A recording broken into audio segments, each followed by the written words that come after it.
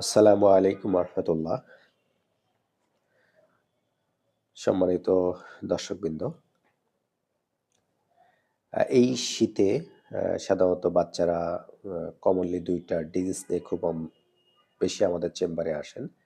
একটি হলো ঠান্ডা কাশি থেকে বাচ্চাদের নিউমোনিয়া হয়ে যাচ্ছে এবং আরেকটা কমনলি সেটা হলো ডায়রিয়া।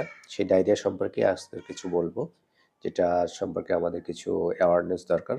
যেটা হলে আমাদের বাচ্চাদের জন্য উপকার হবে। আপনাদের নিজেদের জন্য কিছু ঘরোয়া ট্রিটমেন্ট করে আপনারা বাচ্চাকে অ্যা সুস্থ করে তুলতে পারবেন।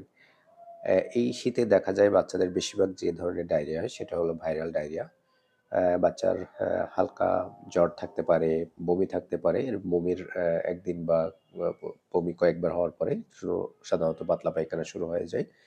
এবং মোস্টলি দেখা যায় যে এই পাতলা পায়খানার রংটা হচ্ছে সবুজ।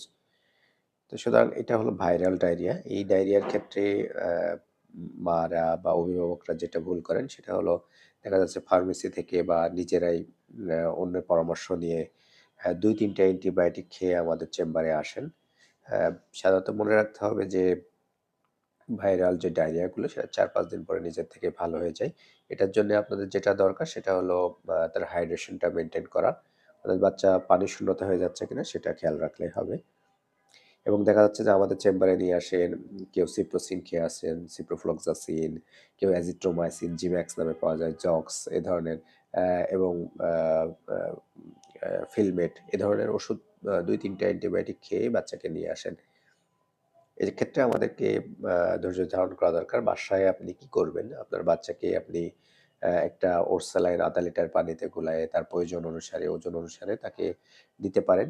বাচ্চা যদি বমি না থাকে আপনি সাথে সিরাপ জিংক দিতে পারেন এবং আমাদের বাসায় যেটা কাঁচা কলার ভর্তা, এটা তেল, লবণ, মরিচ এগুলো ছাড়া আপনি কাঁচা কলার ভর্তা দিয়ে আ অ্যা জাউ ভাত করে সেটাকে খেতে দিতে পারেন। অ্যা ভাইরাল ডায়রিয়াকে আ ভালো করার জন্যে দ্যাটস এনাফ। কখন আপনি আপনার বাচ্চাকে নিয়ে একজন শিশু ডাক্তারকে দেখাবেন বা আপনার কনসার্নিং এর বিষয় কখন বা আপনি হসপিটালে নিয়ে যাবেন বাচ্চাকে? দেখা যাচ্ছে আপনার বাচ্চা প্রতি ঘন্টায় ৫-৬ বারের বেশি পাতলা পায়খানা করে ফেলছে, পানির পরিমাণ অনেক বেশি যাচ্ছে, বাচ্চার প্রস্রাবের পরিমাণটা কমে গেছে এবং বাচ্চা মুখে কিছুই খেতে পারছে না, বাচ্চা নেতিয়ে পড়তেছে। এই অবস্থায় আপনার বাচ্চাকে একজন শিশু ডাক্তার দেখানো দরকার বা আপনার নিকটস্থ হসপিটালে নিয়ে যাওয়া দরকার এবং অ্যান্টিবায়োটিকটা আপনার ডাক্তারের পরামর্শ অনুযায়ী খাবেন। কারণ যেখানে অ্যান্টিবায়োটিকের দরকার নাই সেখানে যদি আমি অ্যান্টিবায়োটিক দিই বা ভাইরাল ডায়রিয়ার ক্ষেত্রে যে অ্যান্টিবায়োটিকটার কোনো